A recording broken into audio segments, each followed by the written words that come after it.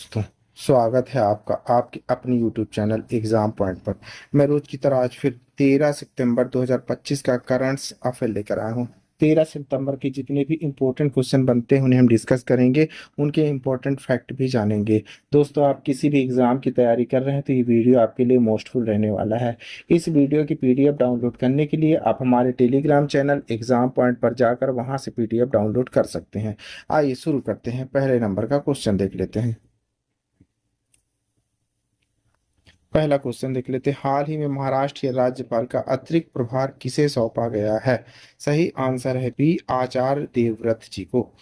की पॉइंट देख लेते हैं। गुजरात के राज्यपाल आचार्य देवव्रत को महाराष्ट्र के राज्यपाल का अतिरिक्त प्रभार सौंपा गया है। यह कदम पी राधाकृष्णन के भारत के उपराष्ट्रपति चुने जाने के बाद उठाया गया, क्योंकि वह पहले महाराष्ट्र के राज्यपाल थे और उपराष्ट्रपति पद संभालने के लिए उन्होंने अपना पद छोड़ दिया। भारत के राष्ट्रपति ने संवैधानिक प्रावधानों के तहत आचार्य देवव्रत को महाराष्ट्र का अतिरिक्त कार्यभार सौंपा है, ताकि राज्य में संवैधानिक और कार्यकारी कार्य बिना रुकावट जारी रह सके। आइए आगे बढ़ते हैं। दूसरे नंबर का क्वेश्चन देख लेते हैं। भारत की सबसे तेज ट्रेन जो 160 किलोमीटर घंटा की गति से चलती है और दिल्ली मेरठ RRTS पर संचालित होती है, उसका नाम क्या है? सही आंसर है सी, नमो भारत। की पॉइंट देख लेते हैं। भारत ने नमो भारत ट्रेन के साथ तीव्र क्षेत्रीय परिवहन के नए युग में प्रवेश किया। यह देश की सबसे तेज ट्रेन है जो 160 किलोमीटर घंटा की गति से चलती है। दिल्ली मेरठ क्षेत्रीय तीव्र परिवहन प्रणाली RRTS पर संचालित होती है। इससे दोनों शहरी केंद्रों के बीच की यात्रा 60 मिनट से भी कम समय में पूरी हो जाती है। यह उपलब्धि न केवल गति का नया मानक स्थापित करती है, बल्कि भारत के परिवहन ढांचे और अंतर शहरी कनेक्टिविटी में एक बड़ा कदम भी है। पहले गतिमान एक्सप्रेस और वंदे भारत 160 किलोमीटर घंटा भारत की सबसे तेज ट्रेन थी। आइए तीसरे नंबर का क्वेश्चन देखते हैं। हाल ही में नेशनल स्टॉक एक्सचेंज NSE के गवर्निंग बोर्ड का चेयरपर्सन किसे नियुक्त किया गया है? सही आंसर है बी, श्रीनिवास इंजेटी जी को। की पढ़ रखते हैं। भारत के वित्तीय नियामकीय ढांचे में एक अहम बदलाव करते हुए सेवानिवृत्त IAS अधिकारी श्रीनिवास इंजेटी को national stock agency exchange NSE के गवर्निंग बोर्ड का चेयरमैन नियुक्त किया गया है। यह नियुक्ति भारतीय प्रतिभूति विनिमय बोर्ड सेबी की मंजूरी से हुई, जो एशिया के सबसे बड़े स्टॉक एक्सचेंज में से एक सुशासन पारदर्शिता को मजबूत करने की दिशा में एक रणनीतिक कदम माना जा रहा है। श्रीनिवास इंजेटी 1983 बैच के IAS अधिकारी के पास वित्तीय सेवाओं, कॉर्पोरेट गवर्नेंस, नियामकीय सुधार और अंतर्राष्ट्रीय कूटनीति में 4 दशकों से अधिक का अनुभव है।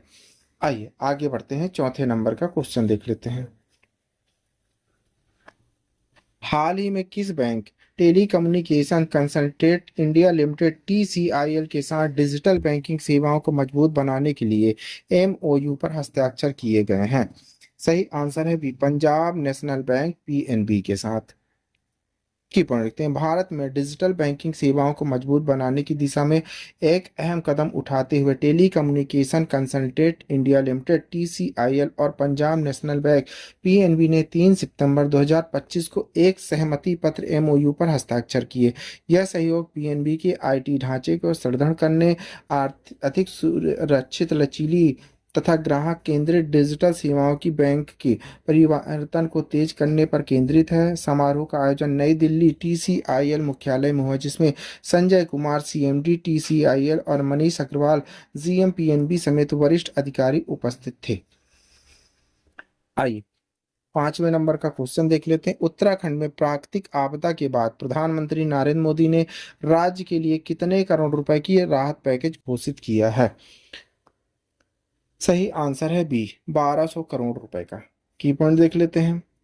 उत्तराखंड में बादल फटने, लगातार बारिश, भूस्खलन से हुई भीषण तबाही के बाद प्रधानमंत्री नरेंद्र मोदी ने देहरादून में स्थिति उच्च स्तरीय समीक्षा की और राज्य के लिए 1200 करोड़ रुपए राहत पैकेज घोषित किया।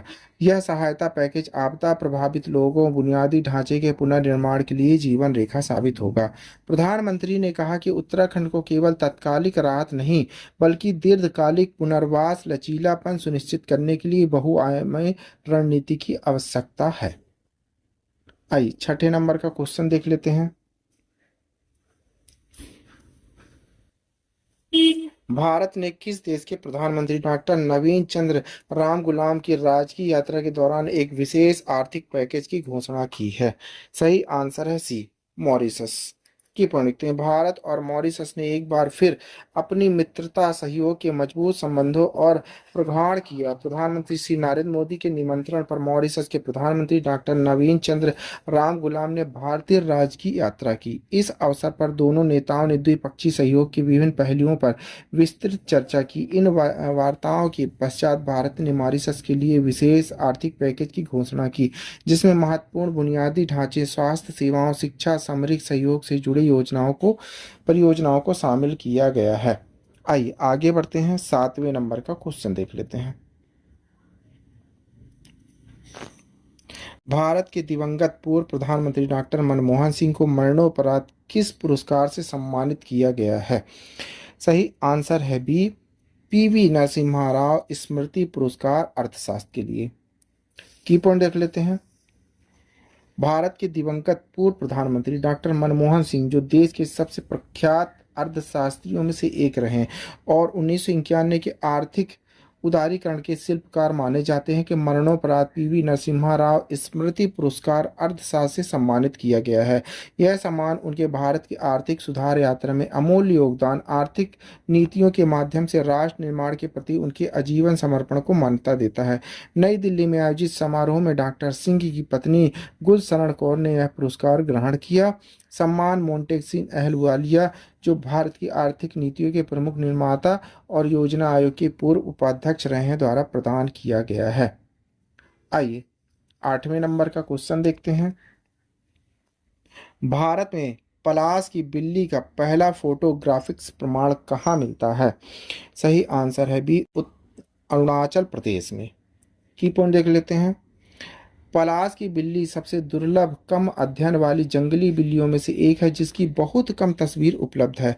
पलाश की बिल्ली निशाचर घात लगाकर शिकार करने वाली होती है, जिसे शिकार करने के लिए कृतक के बिलों में इंतजार करने के लिए जाना जाता है। इसका कोट आमतौर पर ग्रे या हल्का भूरा होता है। बेहतर छला वारण के लिए मौसम के अनुसार रंग बदल सकता है। आइए 9वें नंबर का क्वेश्चन देखते हैं। प्रधानमंत्री नरेंद्र मोदी ने उत्तराखंड में बाढ़ की स्थिति की समीक्षा किस शहर में की है? सही आंसर है सी, देहरादून में। की पढ़ते हैं। समीक्षा के बाद उन्होंने उत्तराखंड के लिए 1200 करोड़ रुपए की वित्तीय सहायता की घोषणा की। वित्तीय सहायता घरों के पुनर्निर्माण, राष्ट्रीय राजमार्गों की मरम्मत, स्कूलों के पुनर्निर्माण में मदद करेगी। पीएम मोदी ने बाढ़, भूस्खलन और बादल फटने से प्रभावित क्षेत्र के पुनर्निर्माण के लिए बहुआयामी दृष्टिकोण पर जोर दिया। मृतकों के परिवारों के लिए 2 लाख रुपए और गंभीर रूप से घायलों के लिए 50,000 रुपए की अनुग्रह राशि की घोषणा की है। आइए 10वें नंबर का क्वेश्चन देख लेते हैं। प्रधानमंत्री नरेंद्र मोदी ने मॉरिशस के प्रधानमंत्री नवीन चंद्र राम गुलाम के साथ द्विपक्षीय वार्ता कहाँ की है? सही आंसर है ए, वाराणसी में। वाराणसी कहाँ? उत्तर प्रदेश। उत्तर प्रदेश के सीएम कौन है? योगी आदित्यनाथ जी। और राज्यपाल है आनंदीबेन पटेल जी, जो कि गुजरात की भूतपूर्व सीएम भी रह चुकी हैं। इससे पहले मध्य प्रदेश की राज्यपाल थी, याद रखिएगा। की पॉइंट लिखते हैं। पीएम राम गुलाम पिछले दिन वाराणसी पहुंचे थे। उनका उत्तर प्रदेश की राज्यपाल आनंदीबेन पटेल ने स्वागत किया। वार्ता में भारत और मॉरिशस के बीच मजबूत संबंधों की पुष्टि हुई, जिसमें एक साझा दृष्टि और पारिवारिक साझेदारी पर जोर दिया गया। प्रधानमंत्री मोदी ने मॉरिशस में भारत के बाहर पहले जन औषधि केंद्र की स्थापना पर प्रकाश डाला। आइए 11वें नंबर का क्वेश्चन देख लेते हैं। कश्मीर के किस स्टेशन से दिल्ली के लिए रेलवे की नई ट्रेन दैनिक पार्सल ट्रेन चलेगी, जो व्यापारियों और फल उत्पादों को ऑनलाइन बुकिंग की सुविधा प्रदान करेगी? सही आंसर है ए, बड़गाम में।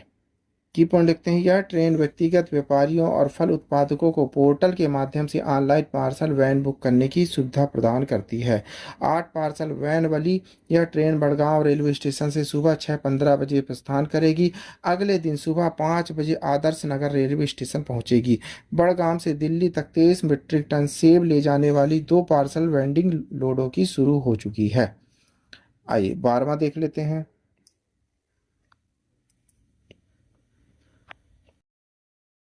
एशियाई विकास बैंक के साथ 126 मिलियन ऋण समझौते पर हस्ताक्षर करने से टिकाऊ पर्यटन को बढ़ावा देने के लिए किस भारतीय राज्य को लाभ होगा?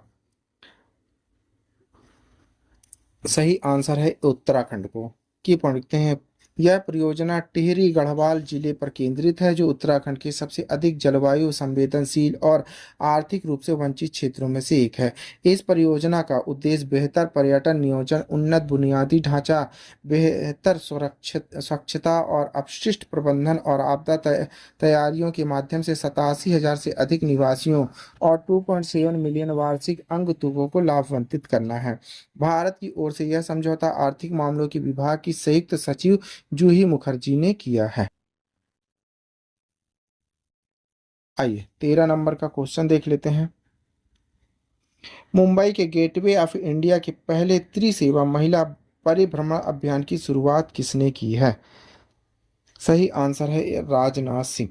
की पॉइंट, समुद्री परिक्रमा मिशन का नेतृत्व सेना, नौसेना, वायुसेना की 10 महिला अधिकारियों द्वारा किया जा रहा है, जो भारतीय सेना के नौकायान पोत IASV त्रिवेणी पर परिभ्रमण पर मिशन पर जाएगी। रक्षा मंत्री राजनाथ सिंह द्वारा शुरू किया गया यह अभियान एक ऐतिहासिक उपलब्धि और भारतीय सशस्त्र बलों की सामूहिक शक्ति का प्रतीक है।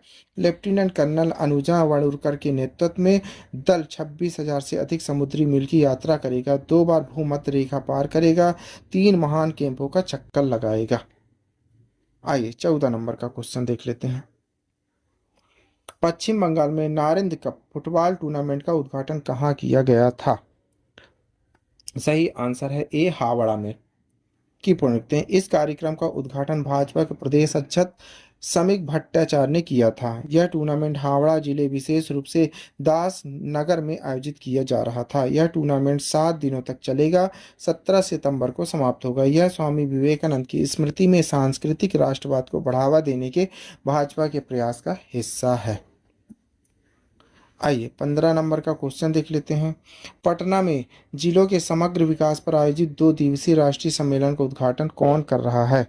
सही आंसर है ए डॉक्टर जितेंद्र सिंह। की प्रणति, यह सम्मेलन पटना में आयोजित किया जा रहा है, जो जिलों के समग्र विकास पर केंद्रित है।